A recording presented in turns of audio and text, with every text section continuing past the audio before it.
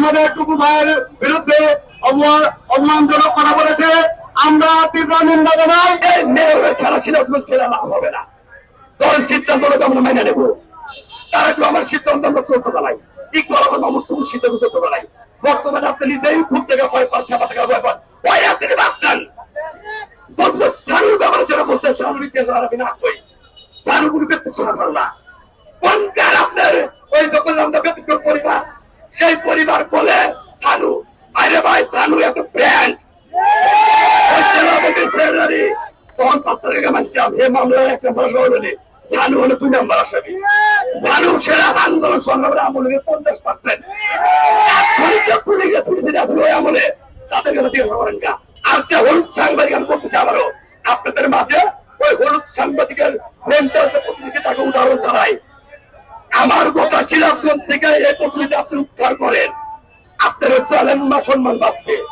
আর যদি এই ব্যক্তি দিয়ে আপনার ওই চ্যালেঞ্জ প্রতিষ্ঠিত সিরাজগঞ্জ আবার করতে চান, এটা এবার ওই ব্যক্তি নিন্দা হবে, সেই উদারতা আহ্বান জানাচ্ছি। যে পরিবার সবাইকে আঙুল দিয়ে বেড়ায় আমাদের টুকু ভাইয়ের বিরুদ্ধে অপমানজনক কথা বলেছে, আমরা তীব্র নিন্দা জানাই। পাশাপাশি ছাত্র দলের নেতা সিরাজ এবং সানুর বিরুদ্ধে কটূক্ত এবং তাদের বিরুদ্ধে বিভিন্ন অপপ্রচার চালিয়ে এই একটি পরিবার যে অন্যায় অবিচার করে চলেছে, আমরা বলতে চাই আপনি যার নির্দেশে, যার সাহসে পথ চলতেছেন, যার সাহসে আপনি এই ধরনের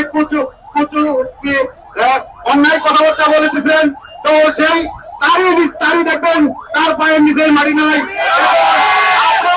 আমরা বলতে চাই সিরাজগঞ্জের অভিভাবক, তিনি দল মত নির্বিশেষে সকলের মুরব্বী, সেই চট্টগ্রামের মুরব্বীর বিরুদ্ধে যে অশ্লীল বক্তব্য দিয়েছেন অবিলম্বে প্রত্যাহার করবেন।